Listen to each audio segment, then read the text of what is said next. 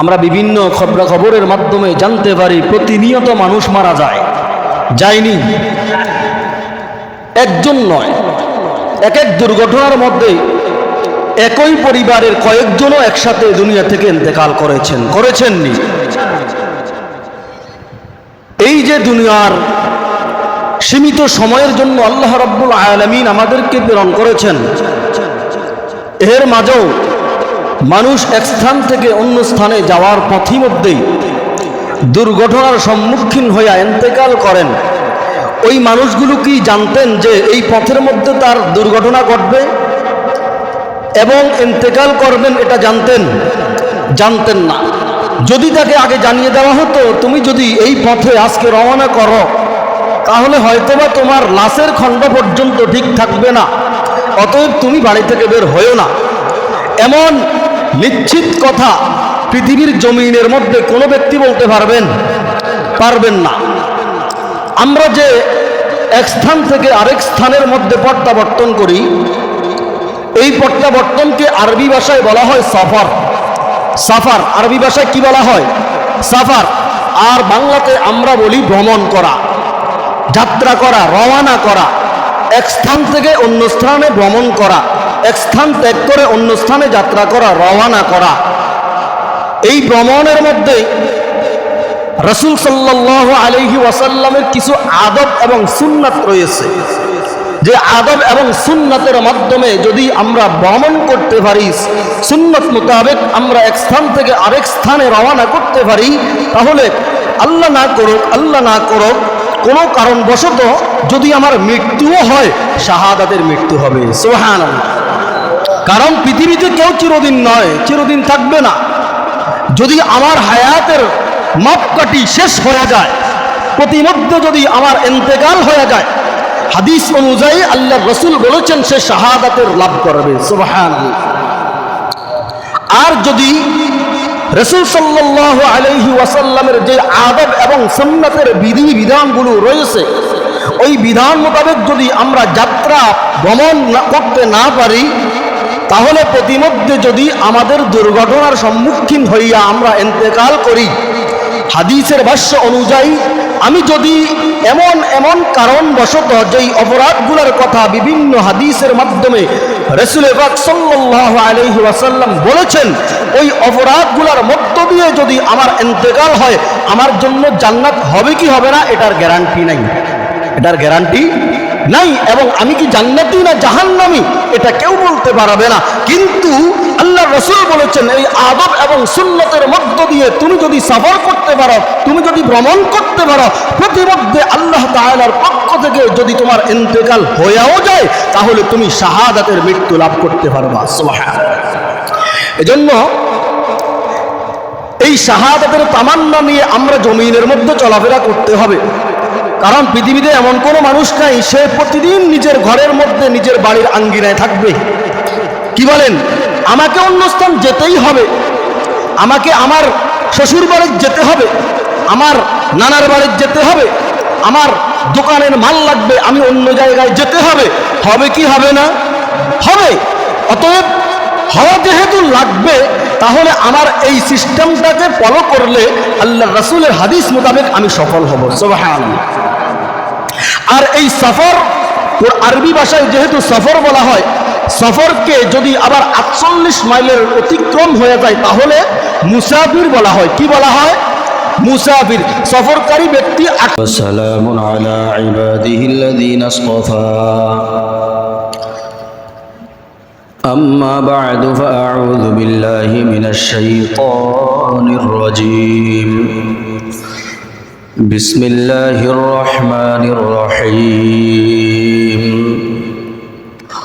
قل سيروا في الأرض فانظروا كيف كان عاقبة المنذرين.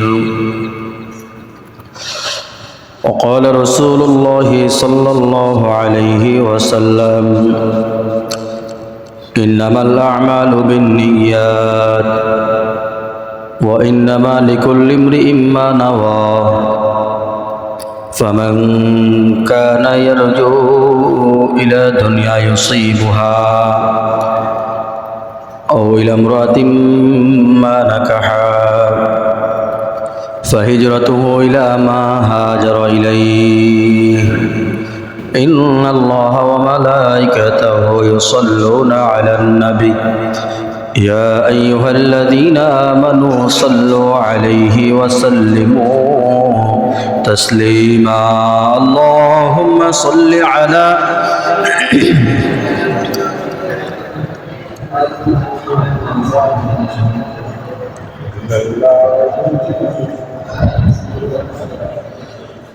اللهم صل على سيدنا ونبينا وشفيعنا وحبيبنا ومولانا محمد صلى الله عليه وعلى آله وأصحابه وبارك وسلم بلغ العلا بكماله كشف الدجى بجماله حسنت جميع حصاله صلوا عليه وآله الحمد لله আল্লাহ রাব্বুল আলামিনের দরবারে লাখ কোটি শুকর যে মহান রব্বুল আলামিন আমাদেরকে পবিত্র জুমার দিনে জুমার নামাজ আদায় করার জন্য দুনিয়াবি সব ধরনের জামিলা থেকে মুক্ত করে আল্লাহর ঘর মসজিদে আগে আসার তৌফিক দান করেছেন। এজন্য আমরা আল্লাহ তাআলার শুকরিয়া আদায় করছি আলহামদুলিল্লাহ।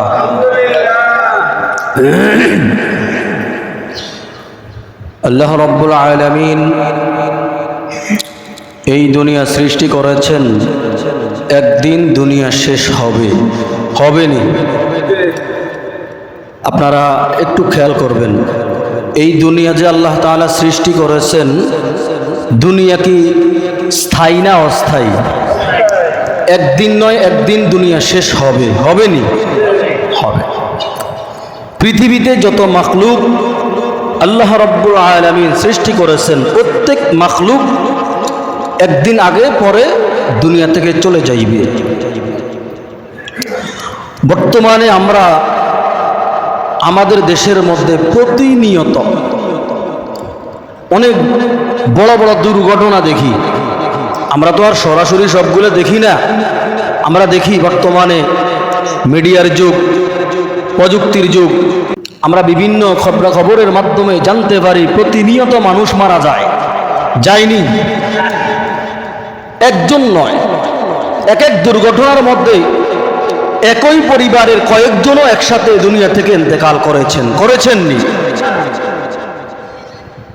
এই যে দুনিয়ার সীমিত সময়ের জন্য আল্লাহ রাব্বুল আলামিন আমাদেরকে প্রেরণ করেছেন, এর মাঝেও মানুষ এক স্থান থেকে অন্য স্থানে যাওয়ার পথই মধ্যেই দুর্ঘটনার সম্মুখীন হইয়া ইন্তেকাল করেন। ওই মানুষগুলো কি জানতেন যে এই পথের মধ্যে তার দুর্ঘটনা ঘটবে এবং ইন্তেকাল করবেন? এটা জানতেন না। যদি তাকে আগে জানিয়ে দেওয়া হতো, তুমি যদি এই পথে আজকে রওনা করো, তাহলে হয়তোবা তোমার লাশের খণ্ড পর্যন্ত ঠিক থাকবে না, অতএব তুমি বাড়ি থেকে বের হয়েও না। এমন নিশ্চিত কথা পৃথিবীর জমিনের মধ্যে কোনো ব্যক্তি বলতে পারবেন না। আমরা যে এক স্থান থেকে আরেক স্থানের মধ্যে প্রত্যাবর্তন করি, এই প্রত্যাবর্তনকে আরবি ভাষায় বলা হয় সাফার। আরবি ভাষায় কি বলা হয়? সাফার। আর বাংলাতে আমরা বলি ভ্রমণ করা, যাত্রা করা, রওনা করা। এক স্থান থেকে অন্য স্থানে ভ্রমণ করা, এক স্থান ত্যাগ করে অন্য স্থানে যাত্রা করা, রওনা করা। এই ভ্রমণের মধ্যে রাসূল সাল্লাল্লাহু আলাইহি ওয়াসাল্লামের কিছু আদব এবং সুন্নাত রয়েছে, যে আদব এবং সুন্নাতের মাধ্যমে যদি আমরা ভ্রমণ করতে পারি, সুন্নাত মোতাবেক আমরা এক স্থান থেকে আরেক স্থানে রওনা করতে পারি, তাহলে আল্লাহ না করুক কোনো কারণবশত যদি আমার মৃত্যুও হয়, শাহাদাতের মৃত্যু হবে। সুবহানাল্লাহ। কারণ পৃথিবীতে কেউ চিরদিন নয়, চিরদিন থাকবে না। যদি আমার হায়াতের মাপকাঠি শেষ হয়ে যায়, প্রতিমধ্যে যদি আমার ইন্তেকাল হয়ে যায়, হাদিস অনুযায়ী আল্লাহর রাসূল বলেছেন সে শাহাদাতের লাভ করবে। সুবহানাল্লাহ। আর যদি রাসূল সাল্লাল্লাহু আলাইহি ওয়াসাল্লামের যে আদব এবং সুন্নাতের বিধি বিধানগুলো রয়েছে, ওই বিধান মোতাবেক যদি আমরা যাত্রা ভ্রমণ করতে না পারি, তাহলে প্রতিমধ্যে যদি আমাদের দুর্ঘটনার সম্মুখীন হইয়া আমরা ইন্তেকাল করি, হাদিসের ভাষ্য অনুযায়ী আমি যদি এমন এমন কারণবশত যেই অপরাধগুলোর কথা বিভিন্ন হাদিসের মাধ্যমে রাসূল পাক সাল্লাল্লাহু আলাইহি ওয়াসাল্লাম বলেছেন, ওই অপরাধগুলোর মধ্য দিয়ে যদি আমার ইন্তেকাল হয়, আমার জন্য জান্নাত হবে কি হবে না এটার গ্যারান্টি নাই, এটার গ্যারান্টি নাই। এবং আমি কি জান্নাতি না জাহান্নামী এটা কেউ বলতে পারবে না। কিন্তু আল্লাহ রাসূল বলেছেন, এই আদব এবং সুন্নতের মধ্য দিয়ে তুমি যদি সফর করতে পারো, তুমি যদি ভ্রমণ করতে পারো, প্রতিমধ্যে আল্লাহ তাআলার পক্ষ থেকে যদি তোমার ইন্তেকাল হয়েও যায়, তাহলে তুমি শাহাদাতের মৃত্যু লাভ করতে পারবা। সুবহানাল্লাহ। এজন্য এই শাহাদাতের তামান্না নিয়ে আমরা জমিনের মধ্যে চলাফেরা করতে হবে। কারণ পৃথিবীতে এমন কোনো মানুষ নাই সে প্রতিদিন নিজের ঘরের মধ্যে নিজের বাড়ির আঙ্গিনায় থাকবে। কি বলেন? আমাকে অন্য স্থান যেতেই হবে, আমাকে আমার শ্বশুর বাড়ির যেতে হবে, আমার নানার বাড়ির যেতে হবে, আমার দোকানের মাল লাগবে, আমি অন্য জায়গায় যেতে হবে। হবে কি হবে না? হবে। অতএব হওয়া যেহেতু লাগবে, তাহলে আমার এই সিস্টেমটাকে ফলো করলে আল্লাহ রাসূলের হাদিস মোতাবেক আমি সফল হব। সুবহানাল্লাহ। আর এই সফর আরবি ভাষায় যেহেতু সফর বলা হয়, সফরকে যদি আবার 48 মাইলের অতিক্রম হয়ে যায় তাহলে মুসাফির বলা হয়। কি বলা হয়? মুসাফির। সফরকারী ব্যক্তি 48 মাইল অতিক্রম করলে সে হয়ে যাবে কি? মুসাফির। রাসূল সাল্লাল্লাহু আলাইহি ওয়াসাল্লাম হাদিসের মধ্যে বলেন, তুমি যদি তোমার নির্দিষ্ট স্থান থেকে অন্য স্থানে রওনা করার ইচ্ছা করো, কোন উদ্দেশ্যে তুমি সেখানে যাইবা, আগে তোমার উদ্দেশ্য তুমি ঠিক করো। আগে তোমার উদ্দেশ্য তুমি কি করো? আপনারা কথা বলবেন, ইনশাআল্লাহ কথাগুলো বুঝার চেষ্টা করবেন, আমাদের অনেক উপকারে আসতে পারে। প্রথমে তোমার উদ্দেশ্য ঠিক করো, নিয়ত ঠিক করো। বুখারী শরীফের প্রথম হাদিসের মধ্যে আল্লাহ রাসূল বলেন, ইন্নামাল আমালু বিন্নিয়াত। এতটুকু আমরা অনেকেই পারি। রাসূল পাক সাল্লাল্লাহু আলাইহি ওয়াসাল্লাম বলেছেন, প্রত্যেক কাজ নিয়তের উপরে কি করে? নির্ভর করে। নিয়তের উপরে সে ফসল পাবে। তারপরে বলেছেন, ওয়া ইন্নামা লিকুল্লি ইমরিইন মা নাওয়া। প্রত্যেক ব্যক্তি নিয়ত মোতাবেক সফলতা অর্জন করবে। নিয়ত মোতাবেক, নিয়ত মোতাবেক কি করবে? সফলতা অর্জন করবে। ফামান কানা ইয়ারজু ইলা দুনিয়া ইউসিবুহা হিজরাতুহু ইলা দুনিয়া ইউসিবুহা। রাসূল পাক সাল্লাল্লাহু আলাইহি ওয়াসাল্লাম বলেন, কোন ব্যক্তি যদি দুনিয়ার উদ্দেশ্যে, কিসের উদ্দেশ্যে? দুনিয়ার উদ্দেশ্যে এক স্থান থেকে আরেক স্থানে যায়, তাহলে সে দুনিয়া পাবে। কি পাবে? দুনিয়া পাবে। তারপরে বলেছেন, আউইমরাতুন মা নাকাহা। আর কোন ব্যক্তি যদি কোনো নারীকে পাওয়ার জন্য এক স্থান থেকে আরেক স্থানে যায়, নারীকে বিবাহ করার জন্য, তাহলে সে নারীকে পাওয়ার সম্ভাবনা থাকবে। তারপর বলেছেন কি? ফাহিজরাতুহু ইলা হিজরাতুহু। যে যেই উদ্দেশ্যে হিজরত করবে সে সেই উদ্দেশ্যের রেজাল্ট পাবে। সে সেই উদ্দেশ্যে কি পাবে? রেজাল্ট পাবে। এখন প্রথমত কাজ হলো, আমি কোন উদ্দেশ্যে রওনা করছি, আমার নিয়তকে খালেস করা। আমি যদি কর্ম করতে যাই, কি করতে যাই? কর্ম করতে যাই, এই কর্মের মধ্যে ইবাদত আছে। সুবহানাল্লাহ বলেন। এই কর্মের মধ্যে কি আছে? ইবাদত আছে। আমি যদি আমার সন্তানের জন্য বাজার করতে যাই, এই বাজারের মধ্যে ইবাদত আছে। সুবহানাল্লাহ। আমি আমার ব্যবসার মালামালের জন্য এক স্থান থেকে আরেক স্থানে যাই, এই ব্যবসার মাল আনতে গিয়ে যেই রওনা করছি, এই রওনার মধ্যে ইবাদত। সুবহানাল্লাহ। যদি আমি রাসূলের আদর্শিক আদব মোতাবেক রওনা করতে পারি, নিয়তকে খালেস করতে পারি, আমার উদ্দেশ্য একমাত্র আল্লাহর রাজামন্দির জন্য, আমি এক স্থান থেকে আরেক স্থানে যাই কিছু মালামাল আনার জন্য, যেই মালামাল এনে আমি দোকানে বিক্রয় করার মাধ্যমে মানব জাতির খেদমতে নিয়োজিত থাকব, উদ্দেশ্য যদি এমন থাকে, তাহলে তার সফরটা সফল হবে। সুবহানাল্লাহ। তার এক স্থান থেকে আরেক স্থানে যাওয়াটা কি হবে? সফল হবে। এটা এক নাম্বার, নিয়তকে পরিশুদ্ধ করা।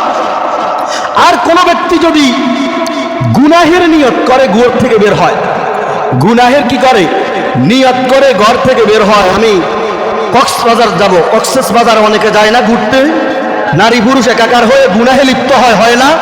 তার মনের মধ্যে যদি এমন কোনো গুনাহের আকাঙ্ক্ষা নিয়ে সে বের হয়, রাসূল পাক সাল্লাল্লাহু আলাইহি ওয়াসাল্লাম বলেন, প্রতিমধ্যে যদি দুর্ঘটনার সম্মুখীন হয়ে এমন ব্যক্তি ইন্তেকাল করে, তার ব্যাপারে জান্নাত হবে না জাহান্নাম হবে এ বিষয়ে আমি কিছুই জানি না, কিন্তু আদর্শিক নিয়তের কথা বলেছেন, সে সফল হবে এবং সে শাহাদাতের মর্তবা লাভ করতে পারবে। সুবহানাল্লাহ। তাহলে প্রথমত নিয়ত পরিশুদ্ধ হওয়া এক নাম্বার। যেই কোনো জায়গায় আমরা সফর করব, যে কোনো জায়গায় যাব, আমরা মনকে শুদ্ধ করে তারপরে বের হওয়ার চেষ্টা করব ইনশাআল্লাহ। তারপরে 2 নাম্বার, প্রতিমধ্যে রাসূল পাক সাল্লাল্লাহু আলাইহি ওয়াসাল্লাম ঘর থেকে যখন কোথাও সফর করতেন, আগে 2 রাকাত নামাজ পড়তেন। আগে কি করতেন? 2 রাকাত নামাজ পড়তেন। যদি 48 মাইলের অতিক্রম হয়ে যায়, মুসাফির হয়ে যায়, ঘর থেকে 2 রাকাত নামাজ পড়া, এটা রাসূলের আদব, রাসূলের সুন্নাত। 2 রাকাত নামাজ পড়ার পরে আল্লাহর কাছে দোয়া করা, তাওবা করা। আল্লাহর কাছে কি করা? দোয়া করা, তাওবা করা, ক্ষমা চাওয়া। তাওবা মানেই তো ক্ষমা চাওয়া, এ হলো আল্লাহর সাথে সম্পৃক্ত ক্ষমা। তারপরে পানা এবং দেনা, এই দুটোটার ব্যাপারে সতর্ক হওয়া, গোপন কোনো ল্যান্ডকে গোপনে না রেখে যাওয়া। খুব খেয়াল করবেন, আমরা অনেক সময় হঠাৎ মৃত্যুবরণ করার পরে জানাজার নামাজের মধ্যে বলে থাকি, লোকটার কাছে কেউ যদি কোনো টাকা পাওনা থাকেন আমরা ইনশাল্লাহ দিয়ে দিব। পরবর্তীতে দেখা যায় বিভিন্ন ওসিয়ত, বিভিন্ন সূরত ধরা হয়, দেওয়া হয় না অনেক ক্ষেত্রে। এজন্য রাসূল পাক সাল্লাল্লাহু আলাইহি ওয়াসাল্লাম বলেছেন, তোমার যেহেতু তুমি এমন স্থানের মধ্যে মুসাফির হয়ে যাওয়ার রওনা করেছ, একটা জায়গায় তুমি রওনা হয়েছ, অতএব তোমার আশপাশের মধ্যে তুমি লেনদেনকে পরিশুদ্ধ করার চেষ্টা করো। যদি দিয়ে যাইতে না পারো, তাহলে তোমার অভিভাবক, তোমার পারিবারিকভাবে এগুলো জানিয়ে শুনিয়ে তারপরে তুমি যাও। যদি জানিয়ে শুনিয়ে যাওয়াটাও তোমার জন্য তুমি ক্ষতির কারণ মনে করো, তাহলে তুমি লিখিবদ্ধ করো। তাহলে তুমি কি করো? লিখিবদ্ধ করে তোমার ঘরের মধ্যে রেখে দাও, যাতে করে ইন্তেকাল হওয়ার পরে তোমার এই কাগজগুলো পাইয়া তোমার নির্দিষ্ট লেনদেনগুলো পরিপূর্ণভাবে আদায় করা যায়। এটা হলো রাসূল পাক সাল্লাল্লাহু আলাইহি ওয়াসাল্লামের আদব, সুন্নাত। তাহলে 2 নাম্বার বলেছি কি? 2 রাকাত নামাজ পড়ে আল্লাহর কাছে ক্ষমা চেয়ে যেই মানুষগুলোর সাথে লেনদেন হয়, কথাবার্তার মাধ্যমে অন্যায় করা হয়, জুলুম করা হয়, এমন ব্যক্তিদের কাছ থেকে হাসি খুশিভাবে বিদায় নিয়ে যাওয়া, রওনা করা। তাহলে আমার সফরটা হবে কি? সফল। সুবহানাল্লাহ। এবার আসেন 3 নাম্বার। 3 নাম্বার, আল্লাহ রাসূল সাল্লাল্লাহু আলাইহি ওয়াসাল্লাম বলেছেন, হালাল উপার্জিত সম্পদ নিয়ে বের হওয়া। হালাল উপার্জিত সম্পদ নিয়ে কি হওয়া? বের হওয়া। সুদের টাকা নিয়ে, ঘুষের টাকা নিয়ে, হারাম মাল নিয়ে, হারামের পোশাক গায়ে দিয়ে যদি বের হয়, তাহলে তার জন্য বিপদের সম্ভাবনা আছে না নাই? আছে। এক ব্যক্তি দীর্ঘদিন সফর করার পরে তার এমন পরিস্থিতি হয়েছিল, সে সব কিছু এলোমেলো হয়ে গেছে। তার অর্থ, টাকা পয়সা সবকিছু কি হয়ে গেছে? এলোমেলো হয়ে গেছে। এলোমেলো হওয়ার পরে সে কি করেছে? 2 হাত তুলে আল্লাহর দরবারে দোয়া করেছে। হাদিসের মধ্যে আল্লাহর রাসূল বলেন, তার সাথে যেই পানি ছিল, এই পানিটাও ছিল হারামের পানি। তার গায়ের মধ্যে যেই পোশাক ছিল, এই পোশাকটাও ছিল হারামের পোশাক। তার পকেটের মধ্যে যেই মুদ্রা ছিল, যেই টাকা ছিল, এই টাকাগুলো ছিল হারামের টাকা। আল্লাহ তাআলা কি করে তার দোয়া কবুল করবেন? অর্থাৎ তার দোয়া কবুল হবে না। এই মুহূর্তে বিপদের সম্মুখীন হলেও তার দোয়া কবুল হওয়ার সম্ভাবনা নাই, যেহেতু সে হালাল উপার্জন নিয়ে বের হতে পারে নাই, হালাল টাকা নিয়ে, হালাল পোশাক নিয়ে, হালাল খাবার নিয়ে বের হতে পারে নাই, যার কারণে তার দোয়া কবুল হওয়ার সম্ভাবনাও কি নাই। এজন্য রাসূল পাক সাল্লাল্লাহু আলাইহি ওয়াসাল্লাম বলেছেন, যে কোনো জায়গায় তুমি রওনা হবা, তখন তোমার টাকাটা তুমি যাচাই করবা, এই টাকাটা নিরাপদ কিনা, এই টাকাটা হালাল কিনা, এটা তুমি যাচাই বাছাই করে তারপরে বের হও। তাহলে তোমার জন্য মঙ্গলতা অপেক্ষা করবে, সফলতা অপেক্ষা করবে। এবারও কত নাম্বার? 3 নাম্বার। কুরআনুল কারীমের মধ্যে আল্লাহ রাব্বুল আলামিন আলোচনা করেছেন, যেই আদর্শিক যেই নিয়মগুলা, যেই আদবগুলা আল্লাহর রাসূল আমাদেরকে বলে গিয়েছেন, এই আদবের মধ্যে আল্লাহ তাআলা কোরআনুল কারীমের মধ্যে কয়েকটি বিষয়ের কথা বলেছেন, যে বিষয়গুলোর সীমা রেখা দুনিয়ার কোনো মানুষকে আল্লাহ তাআলা স্পষ্ট করে বলেন নাই। এক নম্বর আল্লাহ তাআলা বলেছেন, ইন্নাল্লাহা ইনদাহু ইলমুস সাআ ওয়া ইউনাজ্জিলুল গায়ব ওয়া ইয়ালামু মা ফিল আরহাম ওয়া মা তাদরি নাফসুম মাযা তাকসিবু গাদা ওয়া মা তাদরি নাফসুম বিআইয়ি আরদিন তামুত ইন্নাল্লাহা আলিমুন খবীর। আল্লাহু আকবার। এই আয়াতের মধ্যে আল্লাহ রাব্বুল আলামিন 5টি কথা বলেছেন। কয়টি কথা? 5টি কথার মধ্যে চতুর্থ নাম্বার কথা হলো, প্রতিমধ্যে যদি তোমার মৃত্যু হয়ে যায়, এই মৃত্যুর সংবাদটা তোমার পাশের যেই ফেরেশতা নিয়োজিত রয়েছে ওই ফেরেশতা পর্যন্ত জানে না। ওই ফেরেশতা পর্যন্ত কি জানে না প্রতিমধ্যে যে তোমার মৃত্যু অপেক্ষা করতেছে। ইন্নাল্লাহা আলিমুন খবীর। সব কিছুর জ্ঞান রাখেন কে? আল্লাহ। সব কিছুর খবর জানেন কে? আল্লাহ নিজের পরিচয় দিয়ে বলেছেন, এগুলোর খবর আমি তোমার সাথে যেই নিয়োজিত ফেরেশতা রয়েছে ওই ফেরেশতাকেও জানিয়ে দেই নাই। এই খবরটা আমার কাছে রয়েছে। এজন্য হালালের কথা বলেছেন। হালাল উপার্জিত সম্পদ থেকে, হালাল উপার্জিত টাকা নিয়ে বের হওয়া, সফর নিরাপদ হওয়ার সম্ভাবনা থাকবে, দুর্ঘটনা থেকে মুক্ত থাকার সম্ভাবনা থাকবে, বিপদ থেকে মুক্ত থাকার সম্ভাবনা থাকবে। আল্লাহ রাসূল সাল্লাল্লাহু আলাইহি ওয়াসাল্লাম তারপরে চতুর্থ নম্বরে বলেছেন যে এক স্থান থেকে আরেক স্থানের যাওয়ার শুরুতে যদি বাড়ি থেকে কেউ রওনা করায়, তাহলে তার মুরব্বী যদি আব্বা থাকে, আম্মা থাকে, তাদের কাছ থেকে বলে যাওয়া, দোয়া নিয়ে যাওয়া, দোয়া নিয়ে বের হওয়া। যদি আব্বা আম্মা না থাকে, যদি অভিভাবকের দায়িত্ববান এমন কোনো ব্যক্তি থাকেন যিনি তার অভিভাবক হিসেবে পাশে থাকবেন, এমন ব্যক্তিদের কাছ থেকে বলে যাওয়া, অনুমতি নিয়ে যাওয়া। এবং এই হাদিসের মধ্যে আল্লাহ রাসূল শেষে বলেছেন, একাকিত্বভাবে কোনো মহিলা কোনো সফর করবে না, কোনো পথে রওনা করবে না। একাকিত্বভাবে কোনো মহিলা কি কোনো পথে রওনা করবে না, সফর করবে না মাহরাম ব্যক্তি ছাড়া। এক ব্যক্তি আল্লাহ রাসূল সাল্লাল্লাহু আলাইহি ওয়াসাল্লামের কাছে এসে বলতেছেন, ইয়া রাসূলুল্লাহ, ইয়া হাবিবাল্লাহ, অমুক অমুক সৈন্য দল যুদ্ধের জন্য প্রস্তুত হয়েছে, আমিও তাদের সাথে যুদ্ধে রওনা করতে প্রস্তুত, রওনা হওয়ার জন্য প্রস্তুত। ওদিকে আমার ঘরের আমার স্ত্রী একা একা হজে রওনা করছে। একা একা কিসে রওনা করছে? হজে রওনা করছে। তখন আল্লাহ রাসূল সাল্লাল্লাহু আলাইহি ওয়াসাল্লাম বলেন, তুমি যুদ্ধের ময়দানে যাবা না, তুমি যুদ্ধে যাবা না, তুমি তোমার স্ত্রীর সাথে যাও, তোমার স্ত্রীর সাথে যাও। এটা রাসূলের সুন্নাত। এটা রাসূলের কি সুন্নাত? কারণ স্ত্রী একা একা হজে যাবে আর তুমি জিহাদের ময়দানে যাইবা, স্ত্রী যদি প্রতিমধ্যে কোনো দুর্ঘটনার সম্মুখীন হয় এর দায়ভার তোমাকেই নিতে হবে।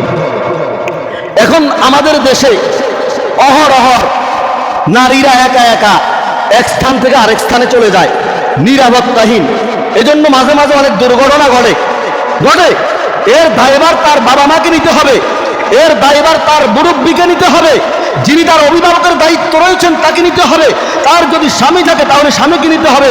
আল্লাহ রাসূল নিষেধ করেছেন মহিলারা একাকিত্বভাবে, নির্দিষ্ট বিপদের সম্মুখীন ভার মাথায় নিয়ে কোনো পথে রওনা করতে পারবে না, কোনো দূরপথের যাত্রায় তারা বের হতে পারবে না। যদি হাদিসের মধ্যে আল্লাহ রাসূল জানিয়ে দিয়েছেন, যদি তার স্বামী না থাকে, বাবা না থাকে, ভাই না থাকে, তাহলে এমন ব্যক্তি থাকবে যিনি তার অভিভাবকের দায়িত্বভার গ্রহণ করতে পারবেন, যিনি প্রতিমধ্যে তার নিরাপত্তার ভার গ্রহণ করতে পারবেন। অন্যথায় একা একা নারীরা অন্য স্থানে যাইতে পারবে না। নিষেধ করেছেন কে?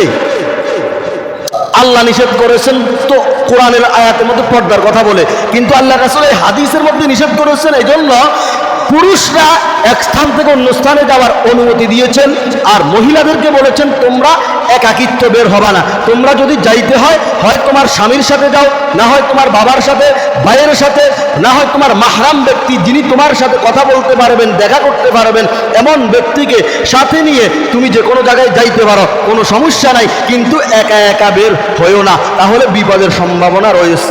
বলেছেন কি? আল্লাহ রাসূল বলেছেন। আল্লাহ রাসূলের কথা তো আজকে বলেন নাই, 1400 বছর আগে বলেছেন। কিন্তু এখন আজকাল আমরা দেখি একা একা অনেক নারীরা অনেক দুর্ঘটনার সম্মুখীন হয়, অনেক জায়গায় বিপদের সম্মুখীন হয়।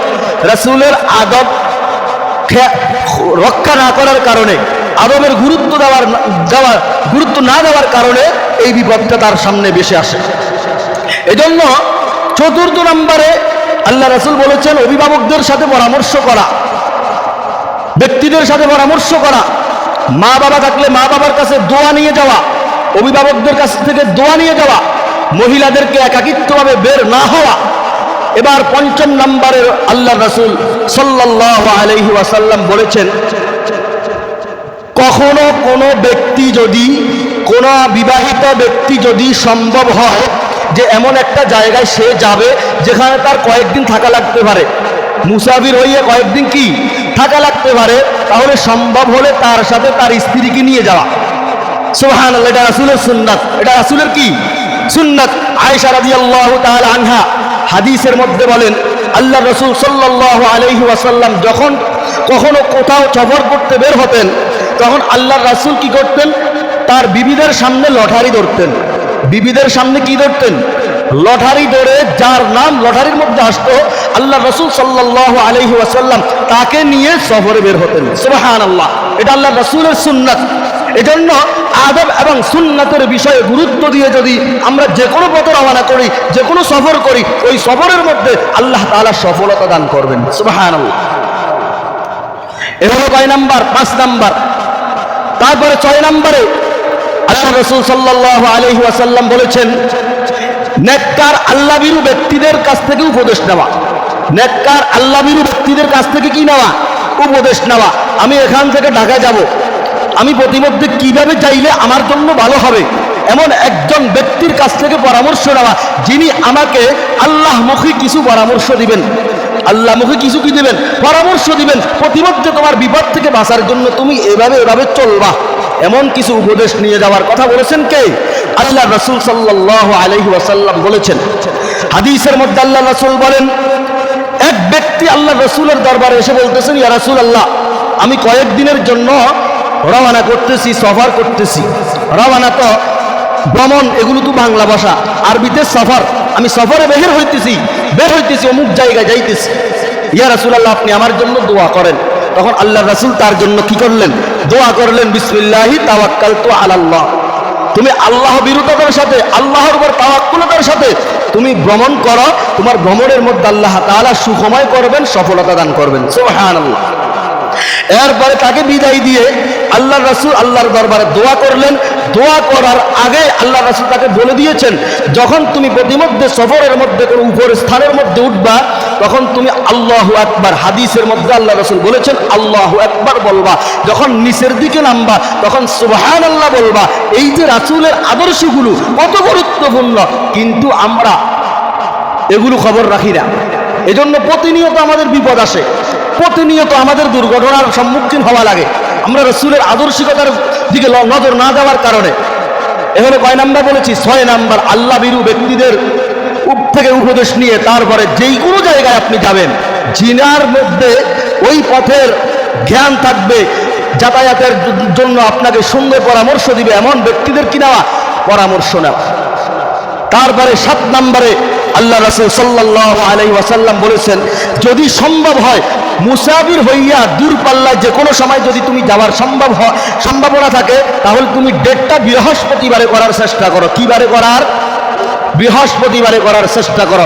হাদিসের মধ্যে আল্লাহ রাসূল বলেন, কাব ইবনে মালিক রাদিয়াল্লাহু তাআলা আনহু বলেন, লাকাল্লামা কানা রাসূলুল্লাহ সাল্লাল্লাহু আলাইহি ওয়াসাল্লাম ইযা খরাজা ইয়াখরুজু ইল্লা ইয়াউমিল খামিস। আল্লাহ রাসূল সাল্লাল্লাহু আলাইহি ওয়াসাল্লাম বৃহস্পতিবার ছাড়া অন্য দিনে সফর খুব কমই করতেন, অর্থাৎ বিশেষ কারণ ছাড়া বৃহস্পতিবারেই আল্লাহ রাসূল বেশিরভাগ সফর করতেন। সুবহানাল্লাহ। এই রাসূলের আদর্শিক বিধানগুলা কত সুন্দর। 7 নাম্বার, তারপরে 8 নম্বরে আল্লাহ রাসূল সাল্লাল্লাহু আলাইহি ওয়াসাল্লাম বলেছেন সকাল সকাল বের হওয়া, দুর্ঘটনার থেকে নিরাপদ সফর হওয়ার জন্য আল্লাহ রাসূল বলেছেন যত সকাল সকাল তুমি বের হতে পারো, এটা রাসূলের সুন্নাত।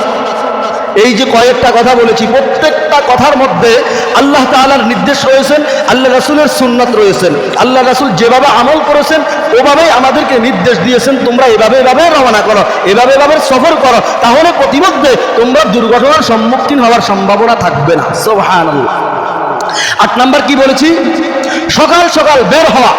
তারপরে 9 নম্বরে যাদের কাছ থেকে বিদায় নিয়ে বের হবে তাদের জন্য দোয়া করা, এটা আল্লাহ রাসূল বলেছেন, দোয়া শিখিয়ে দিয়েছেন। আস্তাগফিরুল্লাহাল্লাযী লা ইলাহা ওয়া লা ইয়াদুররু। আল্লাহ রাসূল সাল্লাল্লাহু আলাইহি ওয়াসাল্লাম যাদের কাছ থেকে বিদায় নিতেন তাদেরকে দোয়া করতেন এভাবে, আমি তোমাদেরকে আল্লাহর উপরে হেফাজতকারী হিসাবে রেখে যাচ্ছি, যার উপর হেফাজতকারী কখনো ক্ষতিগ্রস্ত হয় না। সুবহানাল্লাহ বলেন। যার উপর হেফাজতকারী কখনো কি হয় না? ক্ষতিগ্রস্ত হয় না। তারপরে 10 নম্বর আদবের মধ্যে আল্লাহ রাসূল বলেছেন দোয়া পাঠ করে বের হওয়া নিজের নিরাপত্তার জন্য। দোয়াটা কি? বিসমিল্লাহি তাওয়াক্কালতু আলাল্লাহ লা হাওলা ওয়ালা কুওয়াতা ইল্লা বিল্লাহ। আপনারা এই দোয়াটা আমার সাথে একটু পড়েন, অনেক গুরুত্বপূর্ণ ফজিলতপূর্ণ দোয়া। বিসমিল্লাহি পড়েন, তাওয়াক্কালতু আলাল্লাহ লা হাওলা ওয়ালা কুওয়াতা ইল্লা বিল্লাহ। আল্লাহ রাসূল এই দোয়া একটা হাদিসের মধ্যে আসছে, এই হাদিসের ব্যাখ্যার মধ্যে রাসূল পাক সাল্লাল্লাহু আলাইহি ওয়াসাল্লাম বলে দিয়েছেন কোন ব্যক্তি যদি আল্লাহর উপরে তাওয়াক্কুল করে ঘর থেকে বের হয় সফর করার জন্য, ভ্রমণ করার জন্য, আল্লাহ তাআলা এই দোয়ার বরকতে তার সফরটা, তার ভ্রমণটা নিরাপদ করে দিবেন। সুবহানাল্লাহ। প্রতিমধ্যে বিপদ হওয়ার সম্ভাবনা থেকে আল্লাহ রাব্বুল আলামিন তাকে হেফাজত করবেন। সুবহানাল্লাহ। এ হলো 10 নম্বর আমল। রাসূল পাক সাল্লাল্লাহু আলাইহি ওয়াসাল্লাম আদর্শিক নিয়মগুলা আমাদেরকে বলে দিয়েছেন। কুরআনুল কারীমের মধ্যে আল্লাহ তাআলা আমাদেরকে ভ্রমণের কথা বলেছেন, কুল সিরু ফিল আরদ। জমিনের মধ্যে তোমরা ঘুরো, দেখো, আমার দৃশ্য দেখো। ফানজুরু কাইফা কানা আকিবাতুল মুজরিমিন। কিভাবে আমি অপরাধীদের সাজা দিয়েছি, তাদের নিদর্শনগুলো দেখো। যেমন অনেকে মিশর যায় ফেরাউনের দৃশ্য দেখার জন্য, ফেরাউন কিভাবে কোথায় কিভাবে লাঞ্ছিত হয়েছে এই দৃশ্যগুলো দেখার কথা আল্লাহ তাআলাই বলে দিয়েছেন। শাস্তি অপরাধীদেরকে কিভাবে দিয়েছি তোমরা দেখার জন্য ঘুরো, দেখো। আমার শাস্তি তখন হয়েছে, এখন যে বন্ধ হয়ে গেছে না, তোমরা দেখে দেখে তোমরাও শিক্ষা নাও, তোমরা তোমাদেরকে সহিশুদ্ধ করো। এখন আমরা রাসূলের এই আদর্শিক আদবগুলাকে আমরা এক পাশে ফেলে দিয়ে আমরা আরেক পাশ হয়ে রওনা হওয়ার কারণে প্রতিমধ্যে আমি আর আপনি বিভিন্ন সময় বিভিন্ন দুর্ঘটনার সম্মুখীন হওয়া লাগে। এজন্য এই আদর্শিক আদবগুলা আমরা খেয়াল করার চেষ্টা করব। দোয়া তো আমরা সকলেই মুখস্থ বলার সাথে সাথে করতে পারবো না, মনে মনে বাংলা ভাষায় আমরা নিয়তকে পরিবর্তন করে আদর্শিক মন মানসিকতা নিয়ে যে কোনো সফর করব, যে কোনো পথে রওনা করব, আল্লাহ বীর হইয়া, খোদা বীর হইয়া, মনের মধ্যে তাকওয়া অবলম্বন করার মাধ্যমে সফর করব, রওনা করব। আল্লাহ রাব্বুল আলামিন হঠাৎ মৃত্যু থেকে, হঠাৎ দুর্ঘটনা থেকে আপনাকে আমাকে হেফাজত করবেন। সুবহানাল্লাহ। তারপরে আসার সময় সামান্য আরেকটি কথা বলে আলোচনা শেষ করতেছি। আমরা এগুলো ফলো করি না, আমরা কি করি? সফরে নিয়ত করে বের হওয়ার সময় আমরা হারাম কাজের মাধ্যমে বের হই। অনেকে আছে নাউজুবিল্লাহ, এমন কথা আছে যে অপরাধগুলোর কারণে তার কাছ থেকে ফেরেশতারা দূরে সরে যায়, ঘৃণা করে দূরে সরে যায়।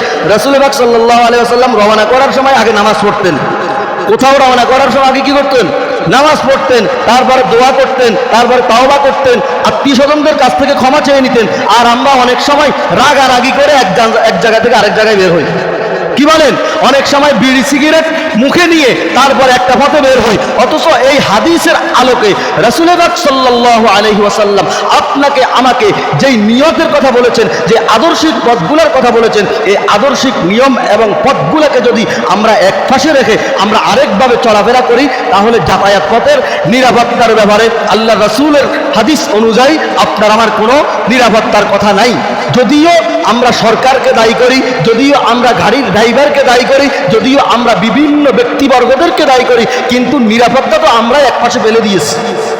হাদিস অনুযায়ী রাসূলের আদর্শিকতার আদবগুলোকে আমরা একপাশে ফেলে দেওয়ার কারণে আমাদের মাঝে বিভিন্নভাবে অনাকাঙ্ক্ষিত হঠাৎ হঠাৎ মৃত্যুর সংবাদ, হঠাৎ হঠাৎ দুর্ঘটনার সংবাদ আমরা শুনতে পাই। দেখেন না, আজকে সারা পৃথিবীতে বিভিন্ন কয়েকটা দেশে ইরান এবং ইসরায়েল যুদ্ধ হওয়ার কারণে সারা পৃথিবী আজকে জ্বালানি তেল নিয়ে অনেক হাহাকারিতার মধ্যে পড়ে আছে। এই সুযোগে মানবিক কাজে নিয়োজিত না হইয়া আমাদের দেশের মানুষ সিন্ডিকেট করেনি, জোলা করে রাখে দাম বাড়ার জন্য, টাকা বাড়ার জন্য। সাহাবায়ে কেরামদের আমলের দিকে লক্ষ্য করলে এই লোকগুলো হাদিস অনুযায়ী কিয়ামতের ময়দানে আল্লাহর দরবারে জবাব দিতে হবে। এবং যদি সিন্ডিকেট করার কারণে যদি কোনো ব্যক্তি জাহান্নামের আগুনে জ্বলানো লাগে, তাহলে হয়তোবা এমন অপরাধী ব্যক্তি আগে জাহান্নামের আসামি হয়ে যাবে। কিন্তু রাসূলের আদর্শিকতার খবর নাই। বরকত বাড়াই দিবেন কে? আল্লাহ। কিন্তু আমরা দুনিয়াতে আমরা অনেক আমি খাই আর কেউ খাওয়া লাগবে না, আমার কাছে থাক 10 টাকা আমি পাবো আর কেউ পাওয়া লাগবে না, এই মন মানসিকতা দূর করার কথা আল্লাহ রাসূল বলে দিয়েছেন।